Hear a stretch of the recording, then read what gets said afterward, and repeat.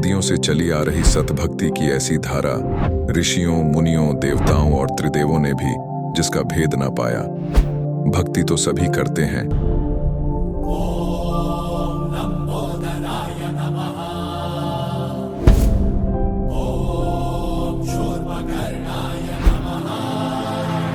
और हरदम यह सोच रहती है कि रहने के लिए आलीशान घर हो, घूमने के लिए बड़े बड़े पार्क हो, खाने पीने के लिए स्वादिष्ट भोजन हो, हम कभी बीमार ना हो, कभी दुखी ना हो और कभी भी ना मरे।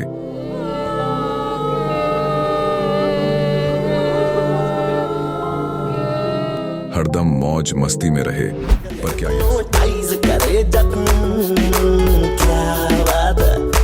पर क्या यह संभव है? हम सब इतनी भक्ति करते हैं, व्रत करते हैं, श्राद्ध निकालते हैं, कावड़ लेकर आते हैं, बोले बोले, बोले, अरे बोले बोले, बोले। मंदिरों में जाकर मूर्ति पूजा करते हैं,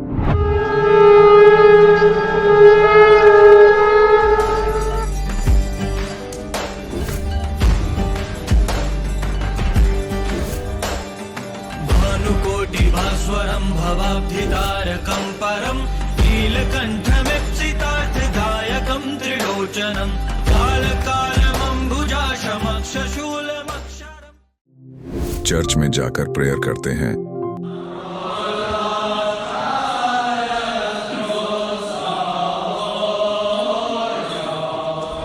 मस्जिद में जाकर नमाज अदा करते हैं,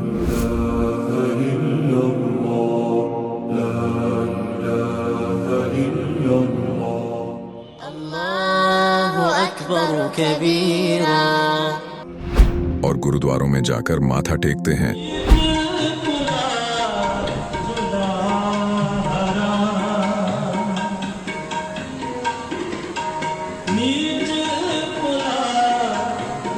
फिर भी दुखी क्यों हैं?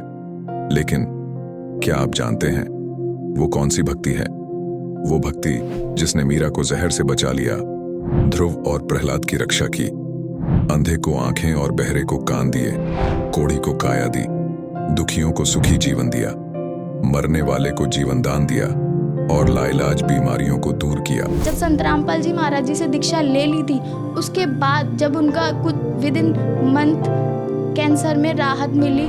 जैसे हम लोग परमात्मा का आदेश आया, हम लोग हॉस्पिटल गए और ऑपरेशन कराया। भगत जी 1 रुपया का भी दवाई माता जी को खाना नहीं पड़ा, और जो डॉक्टर कैंसर है बताते थे, वही डॉक्टर के मुख से हमने ये सुना भगत जी कि ये चमत्कार कैसे हो गया।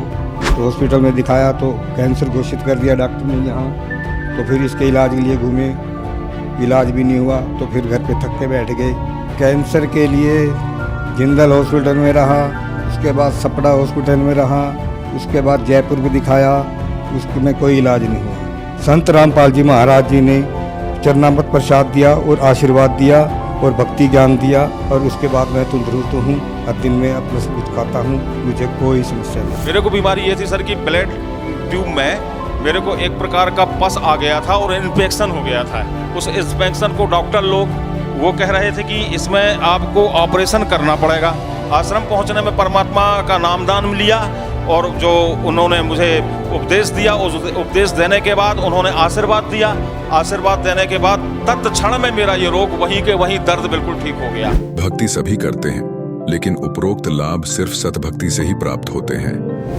आज भी सतभक्ति करने वाले हजारों लाखों लोगों को शास्त्र अनुसार भक्ति का अद्भुत अनुभव प्राप्त हो रहा है। आइए जानते हैं ऐसे ही लाखों श्रद्धालुओं में से एक सतभक्ति करने वाले इस श्रद्धालु का अनुभव। नमस्कार जी। नमस्कार सर। क्या नाम है जी आपका? सृष्टि धवन। सृष्टि जी, आप कहाँ से हैं? उत्तराखंड काशीपुर से हूँ जी। संत रामपाल जी महाराज से नाम दीक्षा आपने कब ली? जनवरी 2014 में। सृष्टि जी, क्या आपने कोई भक्ति साधनाएं भी की हैं? भक्ति साधना हम जैसे सभी देवी देवताओं की हमारे समाज में, हिंदू समाज में चलती है, वो सब करते थे। और साथ साथ जो मेरे पापा थे वो कबीरपंथी, जलंधर पंजाब से जुड़े हुए थे वहाँ से। लेकिन वहाँ से भक्ति करते थे, कोई लाभ नहीं मिलता था, पापा को बहुत दिक्कत आती थी और वहाँ पे जो भी वो भक्ति साधना बताते थे वो यथार्थ नहीं थी। ऐसे अब हम संत रामपाल जी महाराज जी की शरण में आए हैं तो हमें पता चला है कि जो भी हमारे कबीर सागर में लिखा हुआ है वो सब वो भक्ति नहीं बताते थे हमें जलंधर पंजाब में। फिर भी लेकिन हम उनकी भक्ति करते थे उस टाइम, हमें क्योंकि ज्ञान नहीं था। और जो मेरी मम्मी हैं वो कामा मथुरा में वहाँ पे जाती थी और उनसे नाम दीक्षा ली हुई थी, लेकिन तब भी हमारे घर की जो कंडीशन थी बहुत बुरी थी, फाइनेंशियल कंडीशन भी बहुत बुरी थी और मेरे पापा हमेशा बीमार रहते थे। तो फिर आप संत रामपाल जी महाराज जी की शरण में कैसे गए, क्या कारण रहा? जैसे मेरे पापा हमेशा से धार्मिक उन्हें धर्म में इंटरेस्ट था, तो पापा सत्संग सुनते थे टीवी पे। जैसे साधना टीवी एक दिन पापा ने लगा लिया तो उस पर संत रामपाल जी महाराज जी का सत्संग आ रहा था। पापा सत्संग देखते थे, जैसे हम तो छोटे थे, हमें कोई इतना ज्ञान नहीं था उस टाइम पे, छोटे थे हम, तो पापा सत्संग देखते थे और सुनते थे बहुत ध्यान से। और सत्संग सुन के जो नीचे नंबर्स आते हैं वहाँ से पापा ने ज्ञान गंगा बुक मंगाई, संत रामपाल जी द्वारा लिखित बुक ज्ञान गंगा। तो जैसे पापा ने मंगाई 2011 में मंगाई पापा ने, तो पापा ने धीरे धीरे उस बुक को पढ़ा और जो लास्ट में उसमें लाभ दिए होते हैं, जैसे संत रामपाल जी के जो शिष्य हैं उन्हें बहुत सारे लाभ देते हैं जो यथार्थ भक्ति करने से मिलते हैं हमें, तो पापा ने वो पढ़े। जैसे पापा बहुत बीमार रहते थे हमेशा की तरह, तो जो लाभ पड़े पापा को थोड़ा सा विश्वास हुआ, क्योंकि हर जगह भटक चुके थे हम, कोई भी धार्मिक स्थल नहीं छोड़ा होगा पापा ने, जाने गए, इवन नेपाल तक गए हैं पापा अपनी बीमारी का इलाज करवाने के लिए। और गुरुद्वारे भी जाते थे, मंदिर में भी हर जगह जाते थे, या कोई भी धार्मिक कोई भी प्रोग्राम होता था जलंधर पंजाब में भी हर पूर्णमासी को जाते थे। लेकिन तब भी हमेशा पापा मेरे बीमार रहते थे और घर की आर्थिक स्थिति बहुत बुरी थी, उन्हें माइग्रेन की प्रॉब्लम थी। डॉक्टर्स ने कह दिया था कि हमेशा दवाई लेनी पड़ेगी माइग्रेन की, वरना माइग्रेन की तो की ऐसी प्रॉब्लम है ये ऐसे ठीक नहीं होती है। जैसे हम समाज में भी देखते हैं किसी को भी माइग्रेन की प्रॉब्लम होती है तो आसानी से ठीक नहीं हो पाती है, और मेरे पापा को भी डॉक्टर्स ने कह दिया था माइग्रेन की प्रॉब्लम है तो हमेशा दवाई लेनी पड़ेगी। और मेरे पापा डिप्रेशन में भी आने लग गए थे, घर की फाइनेंशियल कंडीशन सही नहीं थी। पापा नेटवर्किंग में, मतलब जहाँ भी जॉब करने जाते हैं हमेशा वहाँ पे लॉस होता था, कोई भी प्रॉफिट नहीं होता था, और जो भी हमारे घर पैसा आता भी था तो वो हमेशा हेल्थ में इन्वेस्ट हो जाता था।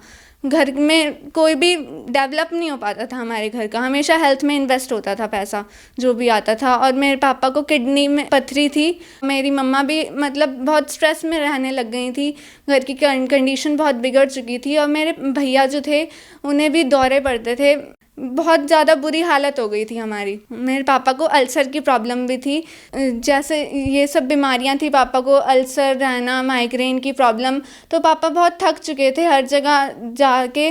तो ऐसे संत रामपाल जी का जैसे सत्संग सुना परमात्मा का मेरे पापा ने, तो पापा को मतलब विश्वास सा हुआ, जैसे जो लोग बताते थे सद्भक्ति से ये लाभ हुआ, तो पापा का भी थोड़ा सा विश्वास हुआ। मेरे पापा अपने फ्रेंड के साथ बरवाला आश्रम है, फ़ोन करके वहाँ से बरवाला आश्रम में गए, और वहाँ पे जैसे पापा गए, वहाँ का जो माहौल देखा पापा ने, कोई भी पैसा नहीं लिया गया, जैसे कहीं और मंदिर में जाते थे या फिर कहीं और भी धार्मिक स्थल पर जाते थे वहाँ पे पैसा लिया जाता था पहले, तभी एंट्री होती थी। और जैसे वहाँ पे गए बरवाला आश्रम में, तो संत रामपाल जी महाराज जी के आश्रम में, तो वहाँ पे कोई भी पैसा नहीं लिया जाता था और सब भाईचारे से रहते थे। वहाँ का माहौल बहुत अच्छा था, पर पापा को मेरे अच्छा लगा। पापा ने संत रामपाल जी महाराज जी से नाम दीक्षा ली। फिर उसके बाद पापा घर पे आए तो पापा बहुत सही रहने लग गए उसके बाद से। फिर पापा ने जैसे मम्मा को बताया कि ऐसे ऐसे सद्भक्ति से लाभ होते हैं, तो मम्मा को बताया। मम्मा ने भी फिर नेक्स्ट मंथ जाके नाम दीक्षा ली संत रामपाल जी महाराज जी से, और धीरे धीरे हमने भी संत रामपाल जी महाराज जी से नेक्स्ट ईयर 2014 में नाम दीक्षा ली। सृष्टि जी, संत रामपाल जी महाराज से नाम दीक्षा लेने के बाद क्या आपको लाभ भी मिले? माइग्रेन की प्रॉब्लम थी, अल्सर्स थे और किडनी में पथरी थी मेरे पापा के, और जैसे संत रामपाल जी महाराज जी से नाम दीक्षा ली तो पापा की जो भी बीमारियां थी वो सब ठीक हो गई। और जैसे पहले हमारे घर में पैसा टिकता नहीं था, हमेशा हेल्थ में इन्वेस्ट होता था पैसा, और अब जो है संत रामपाल जी महाराज जी की शरण में आने के बाद हमारे घर की कंडीशन अब बहुत अच्छी हो गई है। और मेरे भैया को जैसे पहले दौरे पड़ते थे, अब संत रामपाल जी महाराज जी की शरण में आने के बाद अब वो बिल्कुल सही हैं, उन्हें कोई भी प्रॉब्लम नहीं है। संत रामपाल जी महाराज जी की शरण में आने के बाद अब वो कोई भी दिक्कत नहीं है।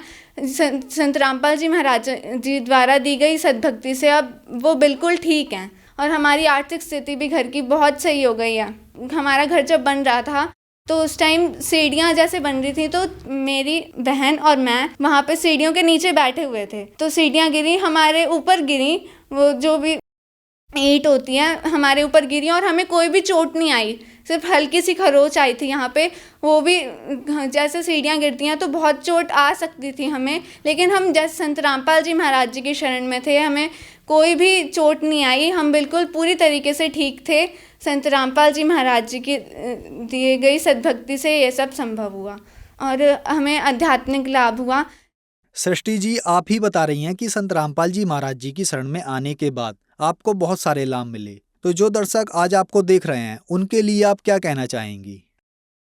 जैसे आज हमारे यूथ जनरेशन है वो इस चीज़ को समझे कि क्या हमारे वेदों शास्त्रों में लिखा हुआ है। हम बुक्स पढ़ते हैं तो हमारे जो वेदों शास्त्रों में भी लिखा हुआ है हमें वो भी पढ़ना चाहिए साथ साथ, और ये खोज करनी चाहिए कि पूर्ण भगवान कौन है, हमें बनाया किसने है। आज पढ़ा लिखा समाज है, यूथ जनरेशन है, हमें इंडिया में यूथ कंट्री कहा जाता है, इंडिया को डेवलपिंग कंट्री है, तो हमें ये समझना चाहिए कि हमारे जो होली बुक्स में लिखा हुआ है क्या लिखा हुआ है, उसके अंदर भगवान के बारे में क्या लिखा हुआ है, पूर्ण भगवान है कौन। जो हमारा समाज है उसे ये पढ़ना चाहिए और देखना चाहिए कि कौन है वो भगवान जिनकी शरण में आने से हमें पूर्ण लाभ मिल सकते हैं।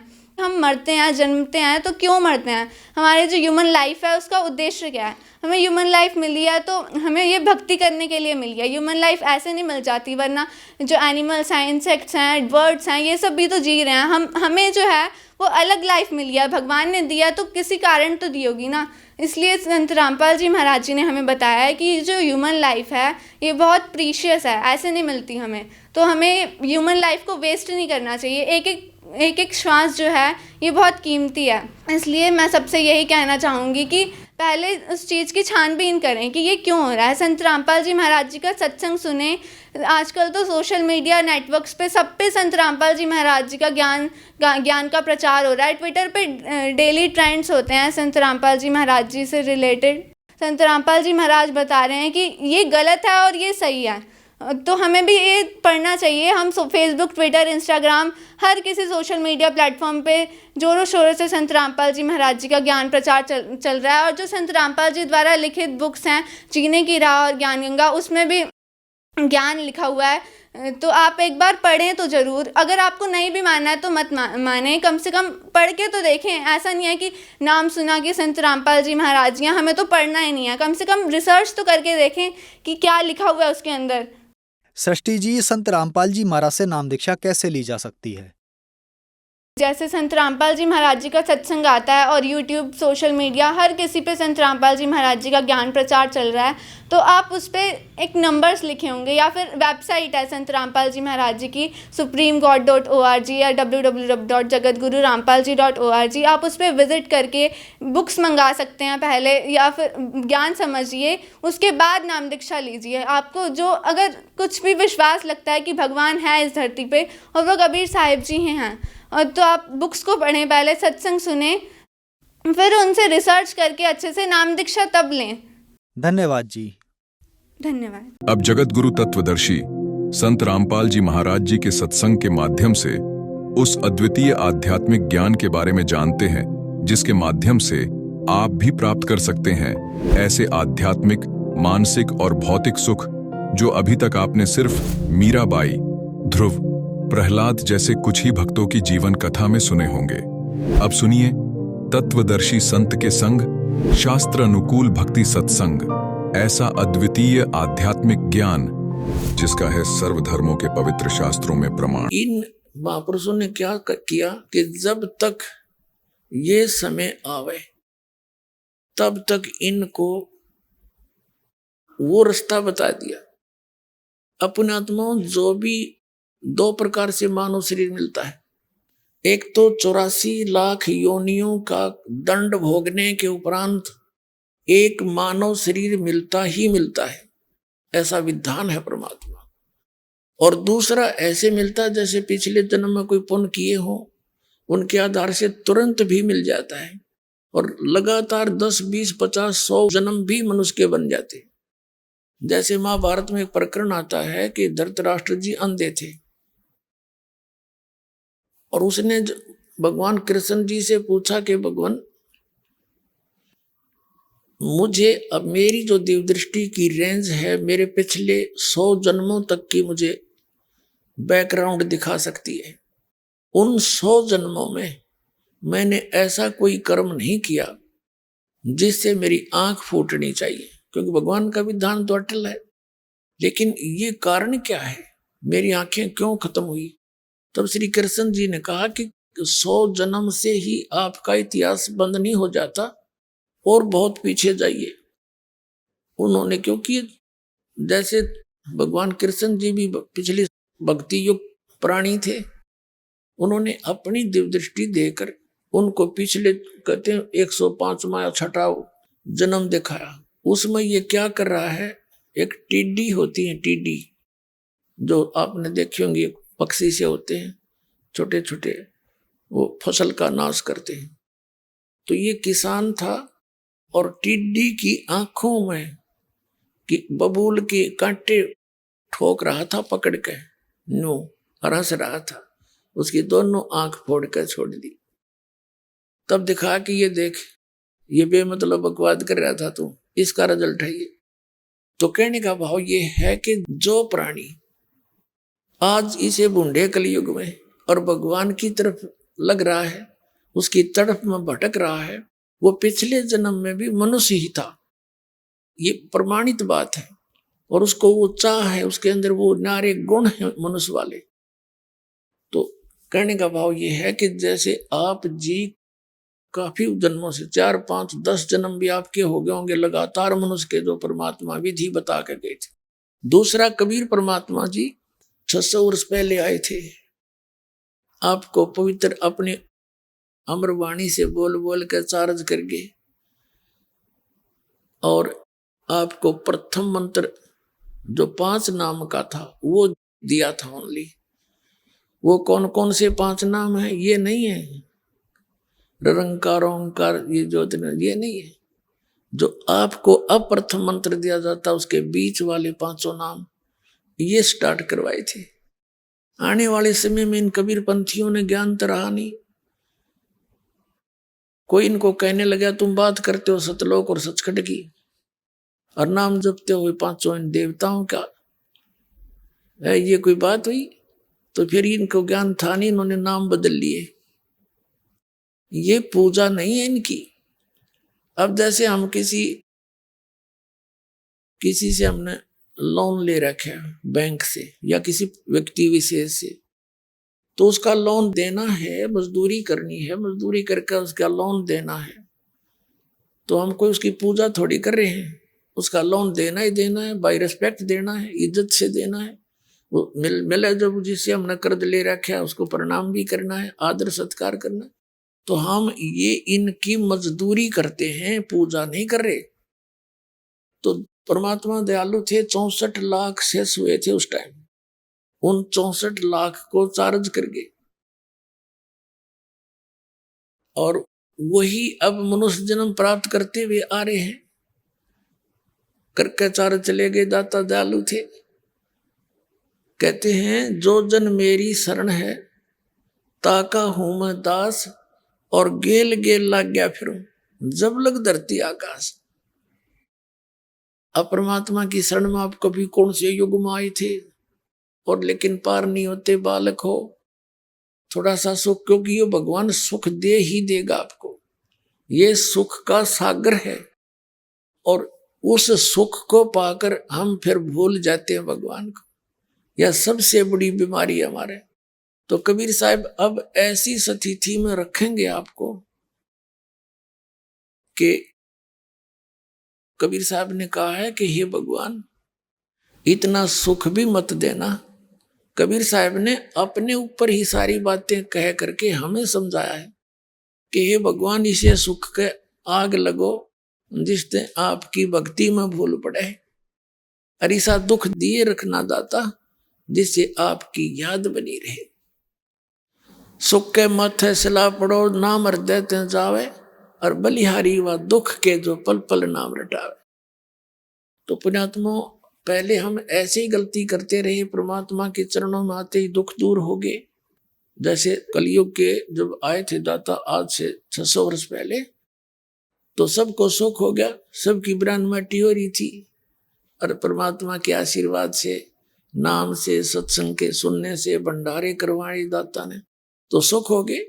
और परमात्मा ने एक लीला करी थी, सब दूर हो गए, क्यों सब सुखी थे। तो इस प्रकार परमात्मा अब वो गलती दोहराने नहीं देगा आपको। अब जो प्रसंग चल रहा है उसी पर आते हैं कि अब जो आपके अंदर प्रेरणा है परमात्मा के पाने की, और आप भटक रहे हो, चाहे कोई संतोषी माता का व्रत रखे हैं, भगवान की साधना जरूर कर रहा है कोई न कोई, चाहे कोई मंदिर की, कोई हनुमान जी की, कोई गणेश जी की, तो किसी की भी कुछ ना कर वो, या कि तो फिर संतों के पास चले गए। जैसे ये राधा स्वामी इस काल के जाल में, धन धन सतगुरु वाले के काल के जाल में, और ये जय गुरुदेव वाले के, और ये सुधांशु जी, आसाराम जी, ये तेरे सतपाल जी, ये बालेश्वर जी, ये सारे काल के वो हैं प्रतिनिधि, और वहां चलेगी भोली आत्मा भगवान पाने के लिए। तो ये वो पुनकर्मी प्राणी है, ये पिछले जन्मों से मनुष्य जीवन ही प्राप्त करते हुए आ रहे। अब उनका दुर्भाग्य है कि वो ठीक ठिकाने नहीं पहुंच पाए हैं, अच्छी आत्माएं, लेकिन आप उनसे कई गुना अच्छी हो कि आप आगे इसकी शरण में, और उनके कद भाग जागेंगे, कदा खुलेगी उन बोली आत्माओं की, अनमोल जीवन नाश करने लाग रहे। अपने आत्माओं इंटरनेशनल चैनल पे 5 वर्ष हो गए इस दास ने आवाज लगाते ने, तुम्हारा रास्ता गलत, तुम्हारे गुरुओं के ज्ञान गलत, ये अधिकारी नहीं, ये साधना ठीक नहीं बता रहे। बता, फिर तो भांग घनी पी रखी है तुमने, सुनते नहीं मेरे वाली तरह, नकलियां की सारी सच्ची मान रखी। तो पुण्यात्माओं, अब ऐसी स्थिति आई हुई है कि इस परमात्मा के ज्ञान को प्रत्येक प्राणी पढ़ेगा। परमात्मा ने रजा गजब की बख्श रखी है, टीवी माध्यम से अमृतवाणी सुमालिक की अमर कथा सुनाई जा रही है, पुस्तकों के माध्यम से घर घर तक ज्ञान पहुंचाया जा रहा है उसके बच्चों तक। अब ये पढ़ेंगे, इस अमृतवाणी के पढ़ने मात्र से ऐसे बहुत से भक्तों के, जो हमारे भक्त जाते हैं, वो कहते हैं हमने ये पुस्तक ही पढ़ी थी ज्ञान गंगा, और हमने एक डिमांड रखी थी भगवान का आगे, हमारी वह सफल होगी, इब नाम लेने भी आवेंगे हम। बताओ, इसके पढ़ने तय सुख होने लगे, क्योंकि ये अमर कथा है। अरे राधा स्वामी वालों के पास कख भी नहीं, जोत लानी न छुटवा दी, ना हिंदू धर्म में घर घर में जोत जला करती, वह बंद करवा दी, क्योंकि ये तो काल के एजेंट है। न तो नाश कति भट्ठा बैठाना है आत्माओं का, परमात्माओं का, कि कति भक्तिहीन हो जाए, नास्तिक हो जाए, लास्ट में भगवान है ही नहीं। ये तो यूं चाव है, और परमात्मा ये चाहता है इनमें आस्था बनी रहे भगवान की। आप आए, बीच बीच में संत भेज दिए, आज तक भक्ति जीवित रखी उस दाता ने इस समय के लिए। अब राधा स्वामी वाले धन सतगुरु ये बालेश्वर किस्से का देख लो, ना कोई जोत लगानी, अन्न की वाणी का पता है, अठपट माने। तो इन्होंने जो पुण्य कर्म बढ़िया करते थे थोड़े बहुत सब अध्याय के, इनकी राधा स्वामी धन धन सतगुरु वाले की वाणी पढ़ के देखो, कख भी नींद में, न सतलोक का बेरा, न सतनाम का इनको तो वाणी है कोई। तो अमर वाणी जो महापुरुषों, जो परमात्मा प्राप्त संतों से और प्रमाणित सदग्रंथों में जो से पढ़ने से जो लाभ होता है, वो तुरंत असर करता है। उससे ज्ञान यज्ञ और कुछ पाप ऐसे होते हैं हमारे अंतःकरण में जो परमात्मा की महिमा सुनने से नष्ट हो जाते हैं, कुछ प्रकार के पाप होते हैं। तो वो कुछ पाप नरम होते ही, कम होते ही आत्मा में परमात्मा की चाह उत्पन्न होती है। जैसे रोगी व्यक्ति होता है, और रोगी व्यक्ति को जैसे ज्वर है, किसी को मलेरिया है, और उसको कोई खाना खिलाने के लिए कहता है कि एक रोटी खा ले, रोटी का ग्रास मुख में रखता है, थूक देता है, कड़वी लगती है। मनुक्खा, दाख, संतरे, सेब, वो कहता कड़वे लगते। अब वो वस्तु पदार्थ कड़वे नहीं है, कड़वे तो उस जवर ने उसके शरीर की व्यवस्था बिगाड़ दी, जिस कारण से स्वादिष्ट पदार्थ भी कड़वे लग रहे। तो जिनके पाप कर्म बढ़ जाते हैं, पाप कर्मों का जवर जिनके ऊपर होता है, उनको परमात्मा की वाणी, परमात्मा का ज्ञान कड़वा लगता है, अच्छा नहीं लगता। बाकी और कुछ भी करते रहते हैं, वो करते रहेंगे। फिर उस जैसे किसी को जवर हो गया और खाना अच्छा नहीं लगता, उसका ट्रीटमेंट क्या है?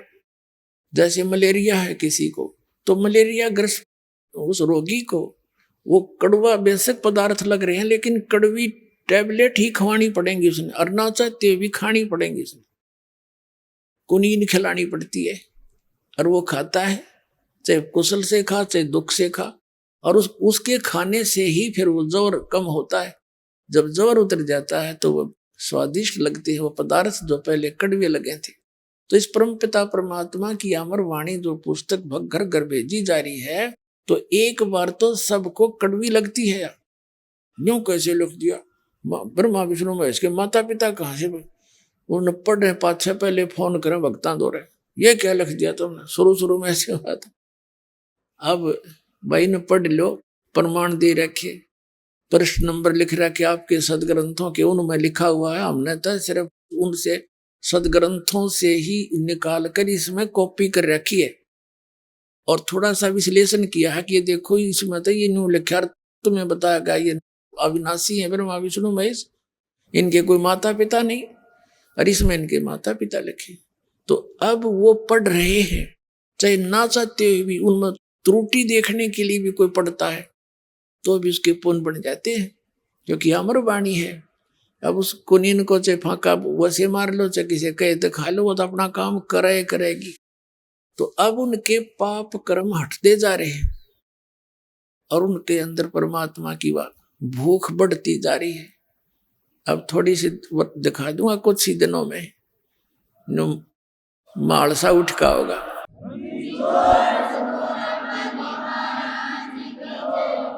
इस परमात्मा की अमर वाणी जो स्पीकर लगा के सुनाई जाती है, घर घर में चलती है, पड़ोसियों को भी लाभ होता है, ये सत्कर मान लेना। अब कई वक्त बताते हैं, ऐसे तो ऐसे बहुतों के साथ ऐसे बीती है, ये बहुतों के दुखी व्यक्ति यहाँ नाम ले लेते हैं। अब नाम ले लिया तो नाम लेते ही उनके भूत बातें फिर भाग जाती है, वहां रहेंगे नहीं, क्योंकि भगवान का निवास हो गया उस घर में। तो फिर पड़ोसियां के जाएंगे, अपने दूसरे और कहीं जाएंगे, तो दूसरे ये कहते हैं कि तुमने हमारे ऊपर जंतर मंत्र करा दिया और सारे भूत हमारे छोड़ दिए। अब कमाल के आदमी हो, आम जंतर मंत्र जानते नहीं, ना पकड़ना जानते, भूता ना छोड़ना जानते। हम तो एक ऐसी विधि भक्ति बताते हैं, जैसे जिस घर में ऑल आउट लगा दी, ऑल आउट लाए पाछे फिर मच्छर आप पे बाद दूसरे आगे चले जाएंगे जिनका ऑल आउट को नहीं।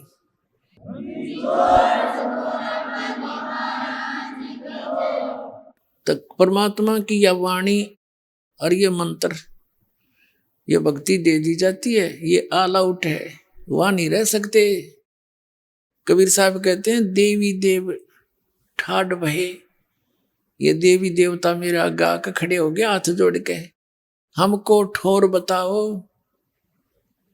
तो कबीर साहब कहते हैं, जो मुझको पूजे नहीं उनको लूटो खाओ। कबीर साहब के सामने सब देवता ये भूत पितर आगे खड़े हो गए, ने बोले जी भगवान जो आपकी पूजा करते हैं वो हम हमें तो मानते ही नहीं, अब हम हमें जगह बताओ कहाँ जाएं। परमात्मा बोले, जो मुझको पूजे नहीं उनको लूटो खाओ। बाकी मेरे भक्तों के पास मत आ जाना, खबरदार। तो चले जाते रहते हैं। तो ये परमात्मा की वाणी ना स्टार्ट हो जाती है, ये खिसक जाते हैं अपने आप। तो वो भगत बताओ इन लोग, जो पड़ोसी दूसरे भाई चाचे ताऊ हमारे शरो हैं, तुमने हमारा जंतर मंतर करा दिया, तो उनको भी ये कहो भी आप भी ऑल आउट ले लो, आज जो मेरे हमारे साथ चलो, ये सारे भाग जाएंगे सबके। तो वह उनके भाग में को नहीं। तो कहने का भाव ये पुण्यात्माओं जो प्रसंग है वहीं आते हैं। अब आप जी उन पुण्यात्माओं में से हो, साधों से ती मस्करी, चोरों नाल खुशाल, ये मल अखाड़ा जीतेंगे भाई युगन युगन के माल। माल माने पहलवान। अब पहलवान जब उसकी आमना सामना होगा कुश्ती का, तो वही हारे जीतेगा, वही विजयी होगा जिसने पहले एक्सरसाइज कर रखी हो। तो पुण्यात्मा तुम युगों युगों के माल हो, युगों युगों से भक्ति के लिए तड़फ रहे हो, चल रहे हो, फिर रह जाते हो किसी गलती से। तो अब वो समय मिल गया आपको, अनेकों कष्ट उठा के, और जय इसने चूक गए ये सत्कर मान लेना। फिर ना जाने कितने हजार युगों के बाद ये समय और ये भक्ति आपको मिलेगी। आपका सौभाग्य, आपको ऐसे समय में जन्म, धन्य है आपके माता पिता जिनसे जन्म हुआ, और इसका पूर्ण लाभ उठाना। जो दास प्रसंग कर रहा था उसको आगे चलते हैं।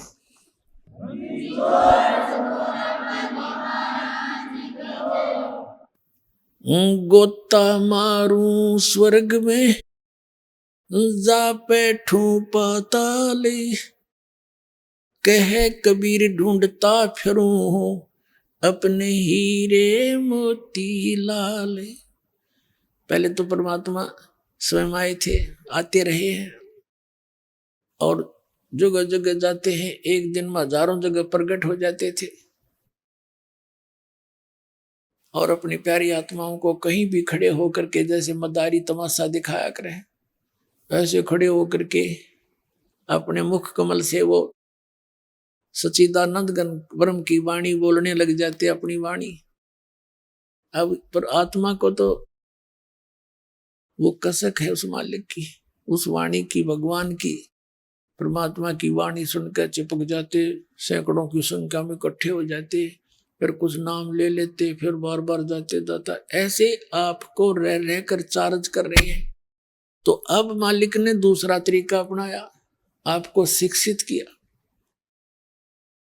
अक्षर ज्ञान युक्त किया।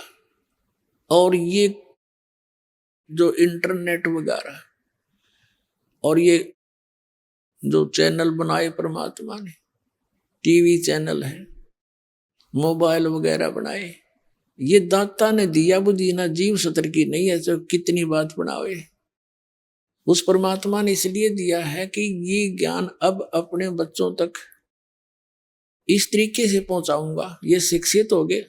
जिन सदग्रंथों को ये सत्य मानते हैं, चाहे किसी धर्म में है, और उन्हीं में ये प्रमाणित कर दिया जाएगा कि हु इज गॉड, तो फिर ये आसानी तो पहचान लेंगे। अभी तक ये नकली संत मूर्ख बना देते थे कि झूठ बोलते हैं, ऐसा कहीं नहीं लिखा है हमारे सदग्रंथों में। जो बाधा थी अपने बीच में, भगवान की और अपने बीच में, वो इस अक्षर ज्ञान से निकल सके थी। नहीं तो इस अक्षर ज्ञान ने हमारे को बेईमान बना दिया, अभिमानी बना दिया। एक छोटी सी पोस्ट हो जाती है, कोई IAS IPS लग गया, मंत्री बन गया, मुख्यमंत्री बन गया, अरे इतना आकड़ हो जाए इसमें, इस जीव के अंदर। और यह काल का जाल है।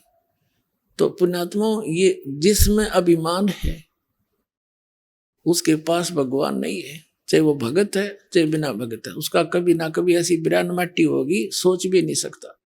आप देखते हो कि ये मुख्यमंत्री हेलीकॉप्टर में जाओ था एक,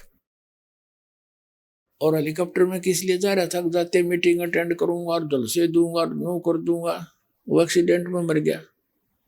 अब क्या बनेगा? कबीर साहब कहते हैं, कबीर हरि के नाम बिना ये राजा रस से भो, मट्टी लदे को मार के और घास न डाल ले कोई, कितना बड़ा मुकदमा मोल ले लिया बे मतलब में। तो परमात्मा के इस ज्ञान से जीव ने अपनी स्थिति का पता लगता है कि मैं के सौदा है। अंडी पा क्या अंडा अभिमान करे, अधरंग मार जा है, बांगा मुंह हो जा, मुंह मगमाखी बडर लकड़े, पड़ा पड़ा टट्टी जा माए छड़े, क्या का अभिमान इस जीव को। तो परमात्मा कहते हैं आधिन्य के पास है ये पूर्ण ब्रह्म दयाल, मान बड़ाई मारियो बेअदबी सरकार। इस शिक्षा ने हमें बिगाड़ा है, ये टीवियों ने बिगाड़ दिया। परमात्मा ने किस उद्देश्य से दिए थे मानव को ये, और हमने प्रयोग कैसे शुरू कर रखे हैं। इनको देख लो, न्यूज चैनल या वैसे फिल्म वाले चलाते हैं, कोरी बकवाद समाज में भर रहे हैं, ठोक रहे हैं। जिन बालकों ने क्या पता तुम क्या खा रहे हो, विष खा रहे हैं।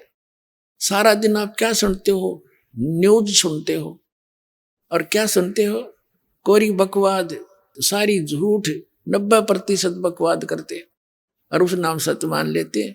जैसे हमारे साथ ही क्या किया था इन सब ने मिलकर, मीडिया ने भी सहयोग दिया, इतनी बकवाद गढ़ दी हमारे बारे में, झूठी अफवाह फैला दी।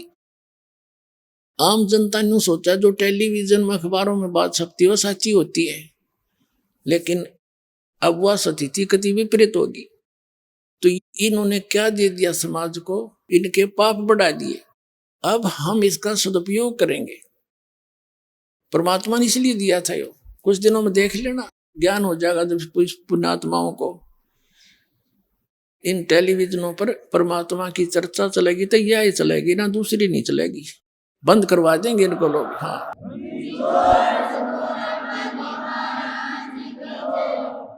और फिर घर बैठे अपना सुबह उठेंगे तो टीवी चलता पाओगा, कभी रमेणी हो रही है, किता आरती चल रही है, कहीं पर सत्संग हो रहा है, सुबह का नित्य नियम चला करेगा।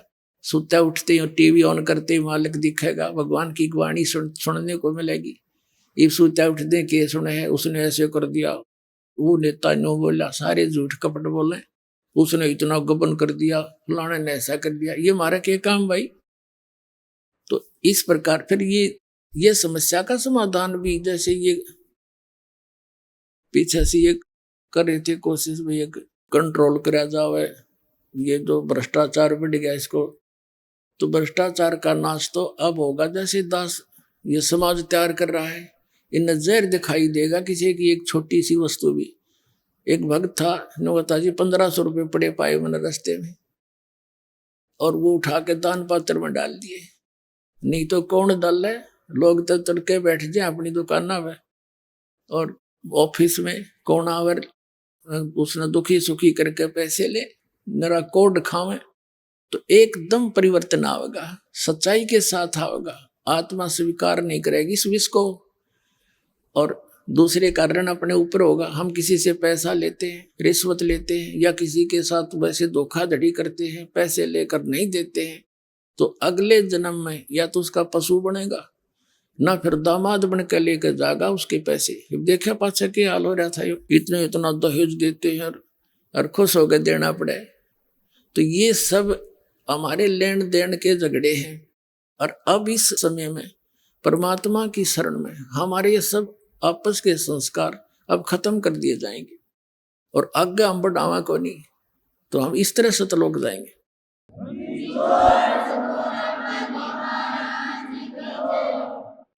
अब जो प्रसंग चल रहा है, गोता मारू स्वर्ग में जा बैठो पाताले, कहे कबीर ढूंढता फिरूं अपने हीरे मोती लाल।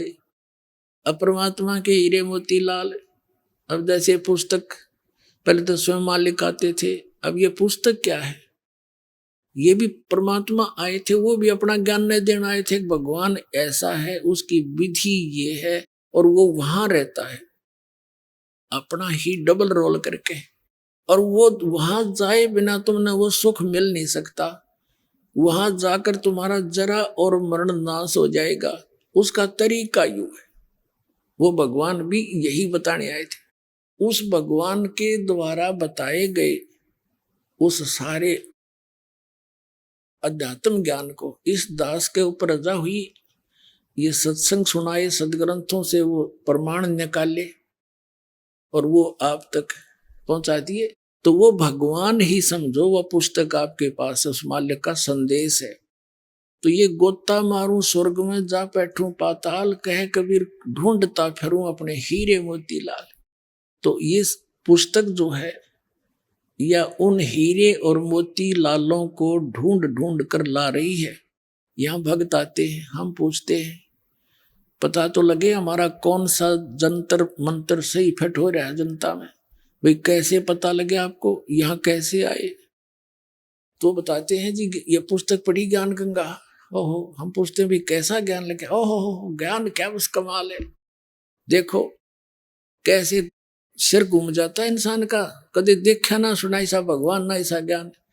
और आज तक हम उस परमात्मा की चाह में अड़ंगा इकट्ठा कर रहे थे, सारी बकवाद सुना करते थे, लोक वेद सुना करते थे, अंतःकरण खराब हो गया हमारा। तो ये वो भगवान ही है जो अपने बच्चों को ढूंढ कर लाते हैं, उस परमात्मा की आत्मा है इसमें। जैसे नानक साहिब जी ने जब एक प्राण संगली नामक ग्रंथ बनाया था और उसके अंदर पूरा डिटेल दी थी,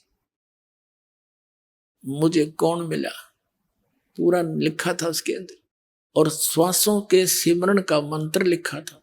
ये एक विशेष ग्रंथ अलग से बनाकर एक शिवनाभ नामक राजा था सिंगल द्वीप का, वो उनका शिष्टा उसको दे दिया था कि आप इसको संभाल कर रखना, इसको किसी ऐरे गहरे का हाथ मत लगने देना, ये मेरी देह समझ लेना। क्योंकि वो गुरु जी थे शिवनाभ राजा के नानक जी, तो गुरु के प्रति कितनी आस्था होती है। तो यूं कहा था कि इसको मुझे ही समझ लेना, ये किसी के ऐसे वैसे व्यक्ति का हाथ ना लगने देना। तो फिर बाद में कुछ भी हमारा दुर्भाग्य रहा, वो पूरा ग्रंथ हमें प्राप्त नहीं हो पाया। फिर भी दाता ने कहीं ना कहीं से घुमा फिरा कर गरीबदास साहिब जी के माध्यम से वो फिर ज्ञान अपना प्रकट करा दिया और फिर दास को भेज दिया परिपूर्ण करके उस पूरे ज्ञान पे। अब डूंडा ठाई दूंगा सारे विश्व में।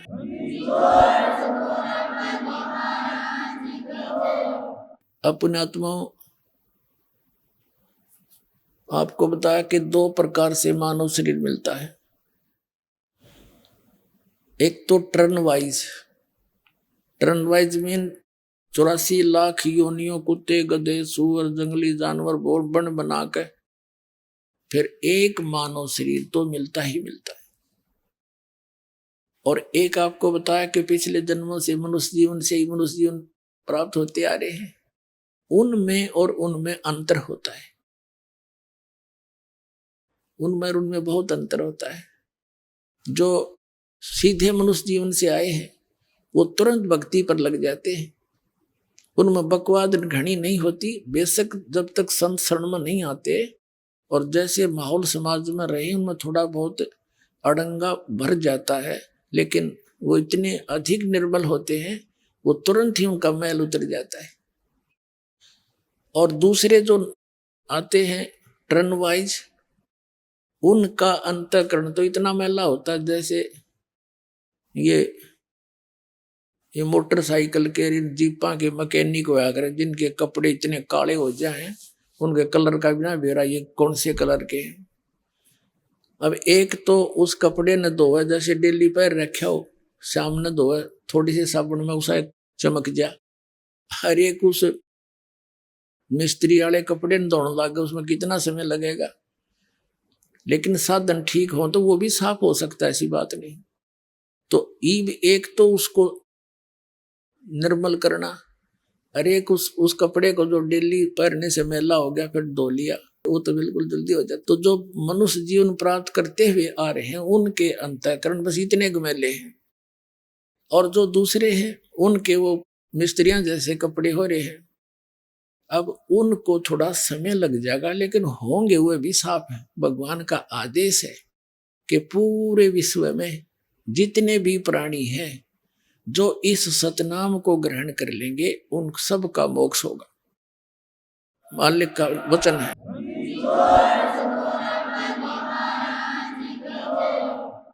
और जैसे ये पशु पक्षी हैं, चींटी हैं, और जैसे बंदी छोड़ कितने दयालु हैं, जैसे बच्चा ने नाम ले लिया, बहन बेटी भाइयों ने, ये कहीं भी जाते हैं, रिश्तेदारी में बैठते हैं, ये जाते ही परमात्मा की चर्चा सुनाते चलाते हैं। अब वो कुछ देर रिश्तेदार भी शर्म का मारा 10-5 मिनट तक सुने हैं हमारी बातों को, फिर उसको सुहाती नहीं, वो और बात शुरू कर देता, कोई बात नहीं, इतनी तो दवाई गई उसके अंदर, इतना तो वो काम करेगी, फिर दूसरी बार मिलेंगे, कभी वो अपने घर आओगा भक्ता के, तो भक्तों के पास तो 5 मिनट तो बतलाया करें इधर उधर की, और ठीक हो कैसे दर्शन दिए, और फिर शुरू करते इंजेक्शन लाने, परमात्मा की वाणी सुनाना शुरू करते हैं, ज्ञान शुरू करते हैं। तो धीरे धीरे वो जो ऐसे अंतःकरण वाले हैं वो भी साफ होने लग जाएंगे, और फिर एक दिन उनके अंदर भी प्रेरणा चाह बनेगी भगवान की। कहीं पर मोबाइल से चल रहे हैं गाने, न ये परमात्मा की महिमा, शब्द, आरती, तो इन चींटियों पर, पशुओं पर, पक्षियों पर, आम व्यक्तियों पर भी इस मालिक की वाणी का प्रभाव धीरे धीरे पड़ रहा है। जैसे एक सर्प डस जाता है, पहले आध्यात्मिक तरीके से इलाज होया करते थे, तो गारडू क्या करते थे, सपेले एक मंत्र सिद्ध कर लेते थे, वेदों का मंत्र, और उस मंत्र के आधार से वो सर्प डसे हुए व्यक्ति जो अचेत पड़ा है उसके ऊपर वो मंत्र बुदबुदा कर, मंत्र बोल बोल कर उसका विष उतार देते थे। अब ना तो वो व्यक्ति सुन रहा है मंत्र बोल रहे के है, क्योंकि वो शरीर अचेत पड़ा हुआ है, उस बॉडी का जो विष था उस मंत्र ने उतार दिया, जबकि उस बॉडी वाला, शरीर वाला वो जीव था वो सुन भी नहीं रहा था, यू बोल रहे के है। तो इसी प्रकार हमारे जो अंतःकरण के अंदर इन पाप कर्मों का विष चढ़ा हुआ है, आत्मा अचेत है, नहीं सुनना चाहती, और ये परमात्मा की वाणी चलती रहेगी किसी ना किसी कारण से, कहीं ना कहीं से बस में बैठे वहां लगा दिए, तो ये ऐसे असर करेंगी जैसे गारडू का मंत्र करे से करता है। तो उनके भी एक दिन वो आत्मा का विष उतर जाएगा, उसको भी तड़फ बढ़ेगी। तो इन काल ने तो सबके अंतःकरण खराब करा दिए। अब दयाल अपने बच्चों को फिर संभाल रहा है, सभी उसके बच्चे हैं, पूरा विश्व के प्राणी है, जो भी दुखी है सुखी उस मालिक का बच्चा है, और जो दुखी है 99% से भी ज्यादा व्यक्ति, वैसे तो 100% दुखी है, लेकिन 99% तो कति दुखी है। 1% ये झूठे सुख में, ये थोड़े से पैसे वाले कार कोठी है, ये हमने दिखे सुखी है, हम उस दृष्टिकोण से दास कर रहा है कि वो उनको मान लो तुम सुखी, बाकी किससे का सुख नहीं। वो परमात्मा फिर इनसे दुखी है आपसे, जैसे किसी का बालक दुखी हो जा, माँ बाप को भी नींद आनी बंद हो जाती है, तो वो परमात्मा योगों से दुखी है आपके लिए। कबीर साहब कहते हैं, मैं रोवत हूँ सृष्टि को, ये सृष्टि रोवे मोहे, गरीबदास इस वियोग को समझ न सकता कोई। परमात्मा कहते हैं, गरीबदास साहिब जी बता रहे हैं कि कबीर साहब ये कह रहे हैं कि मैं तो इन्हें रो रहा हूं कि मैं भगवान हूं, तुम गलत स्थान पर रह रहे हो, ये काल का लोक है, और तुम जिन संतों और पंथों में जाकर के जो साधनाएं कर रहे हो ये काल की पूजा है, इससे मोक्ष नहीं हो सकता। मैं रोवत हूं सृष्टि को और सृष्टि रोवे मोहे, ये मुझे खोज रही है, हे सुखदाई भगवान, हे परमात्मा, हमने ऐसा सुख देना, हमें ऐसा सुख देना, मेरे बच्चों की, मेरे परिवार की खैर रखना। कसाई के बाड़े में बंध रहे और बकरे अपने बच्चों की कुशल मनावे, कब तक? अब दयाल के बाड़े में आ जाओ, बरवाला आश्रम में, और फिर देखो काल निकट आके दिखाइयो।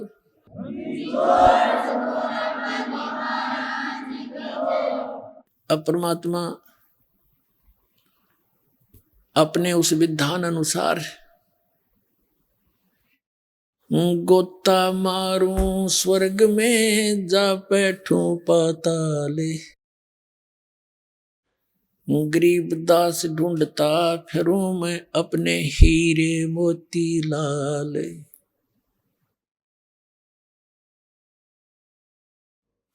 अब उस आधार से आपको थोड़ी सी एक कथा सुनाते हैं। एक धर्मदास नाम के बांधवगढ़ के रहने वाले एक सेठ थे, बहुत बड़े वैश्य कुल में जन्म था। एक रूपदास नाम के एक संत से उनने उपदेश ले रखा था। श्री राम, श्री कृष्ण, श्री विष्णु, श्री शंकर भगवान के कट्टर पुजारी थे। एकादशी का व्रत रखते थे। 65-70 साल की उम्र हो गई थी।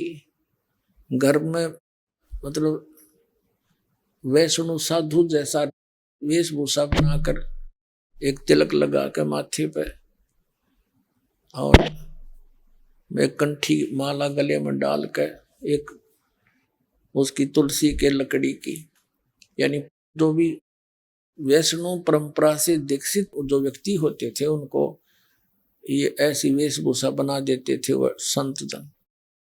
और रूपदास जी ने जो साधना बताई थी, गीता जी का नित पाठ किया कर, रामकृष्ण की पूजा किया करो, रामकृष्ण विष्णु शिव जी की, और एकादशी का व्रत रखो, 68 तीर्थों में जाने से बड़ा पुण्य होता है। तो काल प्रेरणा से वो ज्ञान प्राप्त श्री धर्मदास जी 68 तीर्थ पर भ्रमण करते हुए, क्योंकि लास्ट समय आ रहा था उसके जीवन का, उसने सोचा 68 तीर्थ कर लो, धन बतेरा। लड़का था उसका एक, वो युवा हो रहा था, उसने काम संभाल लिया था। उसने सोचा लास्ट समय चल रहा है जीवन का, जैसे गुरुजी ने बताया सारा ये काम कर चालू। अब जिसको भगवान की चाह है वो तन मन धन से लग जाता है। अब पुण्यात्माओं, अभी आपने सुने जगत गुरु तत्वदर्शी संत रामपाल जी महाराज के मंगलमय सत्संग प्रवचन। आइए अब सुनते हैं उन भक्तों के अनुभव जिन्होंने संत रामपाल जी महाराज के प्रमाणित ज्ञान से प्रभावित होकर नाम दीक्षा लेकर अनेकों लाभ प्राप्त किए। सर नमस्कार। नमस्कार जी। क्या नाम है आपका? मेरा नाम जी पवन कुमार है जी। जी आप कहाँ से आए हो? मैं जी पीछे कैथल हरियाणा, अब काफ़ी टाइम से पंजाब जिला लुधियाना गांव जोधा में रह रहे हैं जी। सर संत रामपाल जी महाराज जी से नाम दीक्षा लेने से पहले आप क्या भक्ति साधनाएं करते थे? पहले बचपन से जी हम हनुमान की पूजा करते थे, बाद में हम राधा स्वामी पंथ ब्यास में चले गए जी। सर आप राधा स्वामी पंथ से कब जुड़े? हम जी 1986 में जुड़े जी, तो 1989 में हमने नामदान लिया वहाँ पे। 1995 में वहाँ सेवा करी जी, लगभग 28 साल के करीब वहाँ पर हमने भक्ति और सेवा की जी। सर राधा स्वामी पंथ में आपने किस गुरु से नाम दीक्षा ली? हमने जी महाराज चरण सिंह से नामदान लिया था जी वहाँ से। सर आपने बताया कि चरण सिंह जी महाराज से आपने नाम दीक्षा ली हुई थी, तो सर आपके जीवन में ऐसा क्या होता है कि 28 साल तक आप चरण सिंह जी महाराज से जुड़े रहे, एक ऐसे पंथ में जहाँ पे करोड़ों लोग अभी भी जुड़े हुए हैं, आपने वो पंथ छोड़ दिया, क्या कारण रहा? तो सर ऐसा क्या हुआ कि आपने राधा स्वामी पंथ को छोड़ दिया? वहाँ जी 28 साल हमने भक्ति करके, तो वहाँ से हमारी जो हेल्थ थी खराब रहती थी, भूत प्रेत करके बाधा होने लगी। भूत प्रेत बाधा होने से मैं बहुत वहाँ परेशान था। वहाँ नाम दान लेने के बाद भी मुझे वहाँ कोई सुख और सुखी घर में शांति प्राप्त नहीं हो रही थी। तो वहाँ पे रहने से मुझे कोई किसी प्रकार का आर्थिक लाभ, शारीरिक लाभ नहीं मिल रहा था, मन में शांति भी नहीं आ रही थी। मैं अक्सर सोचा करता था कि गुरु नानक देव जी कहते हैं कि नाम लेने से सुख हो जाता है, नानक दुखे सब संसार सो सुखे जैसे नाम आधार। मैंने कहा, सोचता था वहाँ पे नाम भी लिया हुआ है लेकिन मुझे सुख प्राप्त नहीं हो रहा है, भी क्या कारण है इसका मुझे कुछ नहीं पता लग रहा, कुछ समझ नहीं आ रही थी। सर आपने बताया कि जब वो साधनाएं आप कर रहे थे तो आपको भूत प्रेत की समस्याएं थी, आपके जीवन में काफ़ी कष्ट आ रहे थे, तो सर आपको संत रामपाल जी महाराज जी के बारे में कैसे पता चला? संत रामपाल जी महाराज के जी एक दिन मैं टीवी पे सत्संग देख रहा था, कुछ 5-4 मिनट का सत्संग रह रहा था। संत रामपाल जी बोल रहे थे कि जो गीता का ज्ञान है वो कुरुक्षेत्र में काल भगवान ने श्री कृष्ण में प्रवेश करके बोला। इसलिए सुन के बाद मुझे काफ़ी झटका लगा। हम तो सोचते हुए कृष्ण भगवान जी ही गीता का ज्ञान बोल रहे हैं। तो मैंने उसके बाद वो इतनी गुरु जी कह रहे थे संत रामपाल जी कि वहाँ लड़ाई का मैदान और ज्ञान का क्या काम। तो इतनी बात कह के वो सत्संग वहाँ से समाप्त हो जाता है। मुझे नहीं पता संत कौन है कौन नहीं। उसके बाद मैं अगले दिन टीवी पर देखता हूँ, टीवी पर सत्संग मुझे नहीं मिला।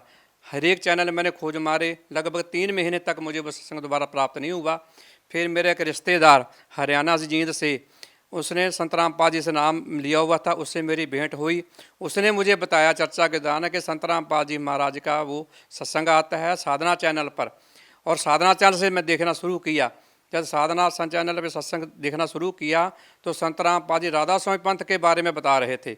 राधा स्वामी पंथ के बता रहे थे जो 5 नाम हैं वो काल के हैं, जो वो प्रमाण से बता रहे थे। मुझे एकदम झटका लगा सुनने के बाद भी, मैं तो काल की भक्ति कर रहा हूँ, तभी तो मुझे सुख प्राप्त नहीं हुए। तो मैंने उसी दिन से विचार किया, मैंने जो उस वहाँ का नाम सिमरन था व्यास का, मैंने उसी दिन से छोड़ दिया और मैं लगातार सत्संग देखने लगा। देखते होते नीचे पट्टी देखी मैंने, वहाँ से नंबर डायल किया, नंबर डायल से पता लगा लुधियाना में आश्रम बना हुआ है, नामदान सेंटर है, वहाँ से आके मैंने नामदान प्राप्त किया। सर जैसा कि आपने बताया कि संत रामपाल जी महाराज ने सत्संग में बताया कि राधा स्वामी पंथ में जो भक्ति दी जाती है वो नकली है, तो ये बातें तो और भी करोड़ों लोग सुनते होंगे, उनको भी पता है। तो सर वो लोग आज भी राधा स्वामी पंथ से क्यों जुड़े हुए हैं? राधा स्वामी पंथ से जुड़े हैं जी, वो संत रामपाल जी महाराज का ज्ञान समझने को तैयार नहीं है। जब तक तो ज्ञान का मिलान नहीं करेंगे उनको कैसे पता चलेगा? सर जैसा कि संत रामपाल जी महाराज जी के शिष्य बताते हैं कि संत रामपाल जी महाराज से नाम दीक्षा लेने के बाद उनको काफ़ी सारे लाभ हुए, कैंसर जैसी भयानक बीमारियां ठीक होती है। सर आप राधा स्वामी पंथ में 28 साल तक रहे हैं, तो सर क्या वहाँ पर भी आपको ऐसे लाभ सुनने को मिले वहाँ के भक्तों से कि उनको कोई लाभ हुआ हो या फिर कोई एड्स या कैंसर जैसी भयानक बीमारी ठीक हुई हो? वहाँ जी सादा राधा स्वामी पंथ में किसी प्रकार का किसी को लाभ नहीं मिल रहा है। जितने भी वहाँ वक्त में दुखी है वहाँ सिखाया जाता है कि जो दुख सुख है वो हमारे कर्मों के कारण है, ये कर्म हमें भोगने ही पड़ेंगे। लेकिन संत रामपाल जी का जब हमने टीवी पर ज्ञान सुना, उनके सुन से पता चला कि वो पूर्ण परमात्मा जो कबीर साहब जी हैं, वो माड़े से माड़ा जो कर्म पाप कर्म है उसको भी भक्ति से दोबारा काट देते हैं और सुख प्रदान करते हैं। सर आपको संत रामपाल जी महाराज जी की बात पर विश्वास हुआ कि भगवान की भक्ति करने से लाभ मिलता है, तो सर हम आपसे जानना चाहते हैं आपको क्या लाभ मिला? मुझे जी 28 साल से लगभग मुझे प्रेत बाधा थी, दिमागी डिप्रेशन था, मैंने कभी रात को एक चैन से सो के नहीं देखा था, मैं बहुत परेशान था। उसी दौरान संत रामपाल जी महाराज का जब मैंने ज्ञान सुना, उनकी शरण में गया, उनके नाम लेने से बाद मुझे जो डिप्रेशन की बीमारी थी, पूत प्रेत बाधा की बीमारी थी, वो मुझे नाम लेने से 10 दिन ही मात्र में मैं बिल्कुल वो ठीक हो गया। जो मेरी दवाई थी बंद हो गई, मुझे गुर्दों में किडनियों में खून आता था। क्या आप अपनी बीमारी की दवाई लेते थे? हाँ, मैं लगातार 3-4 साल से दवाई ले रहा था जी। कहाँ कहाँ पर दिखाया आपने? डॉक्टर परमिंदर सिंह था जी लुधियाना में, उससे मैंने दवाई ली लगभग 3 साल। 3 साल से आप जिस बीमारी का इलाज करवा रहे थे, 28 साल से आप उस बीमारी से पीड़ित थे और आप कह रहे हैं कि संत रामपाल जी महाराज से नाम दीक्षा लेने के बाद वो बीमारी 10 दिन में ही ठीक हो गई। ये तो जी संत रामपाल जी की महाराज की जो भक्ति है, जो पूर्ण परमात्मा असल सच्ची साधना देते हैं, उसके नाम मंत्रों में ही इतनी ज़बरदस्त है। सर आप 3 साल से आपकी उस बीमारी का इलाज करवा रहे थे। सर जब भी हम किसी बीमारी को लेकर हॉस्पिटल में जाते हैं तो लाखों रुपए का बिल आ जाता है और काफ़ी समय भी बर्बाद होता है। संत रामपाल जी महाराज ने आपकी वो गंभीर बीमारी मात्र 10 दिन में ठीक कर दी। तो सर हम आपसे ये जानना चाहते हैं कि संत रामपाल जी महाराज ने आपसे कितने पैसे लिए? संत रामपाल जी महाराज ने जी मुझसे कोई पैसा नहीं लिया, जो नामदान है मुझे मुफ्त मिला बिल्कुल। क्या ये दावा बिल्कुल सही है कि मुफ्त में बीमारियां ठीक हो जाती है? हाँ जी बिल्कुल सही बात है। संत रामपाल जी के नाम लेने से ही बीमार छुटकारा हो जाता है जीवन में और किसी पर नहीं लेते। सर क्या लाभ मिले आपको? सरकार के लिए आर्थिक लाभ भी बहुत प्राप्त, जो मेरी आर्थिक व्यवस्था से बहुत डाउन, क्यों भूत प्रेत बाधा के कारण मैं किसी जाता था, कभी कहीं जाता था, कभी सारा मेरा पैसा रहा था। सर आप भगत समाज चाहते हैं? भक्त समाज को मैं संदेश देना चाहता हूँ कि जो संत रामपाल जी अनेक धर्मों के बारे में ज्ञान के बारे में बोल रहे हैं, वो भक्त ये ना सोचें कि संत रामपाल जी को निंदा कर रहे हैं, बल्कि वो अपने ज्ञान के बारे संत रामपाल जी ज्ञान को मिलाएं और उसके आधार से वो फैसला करें। सर धन्यवाद जी। साहब जी।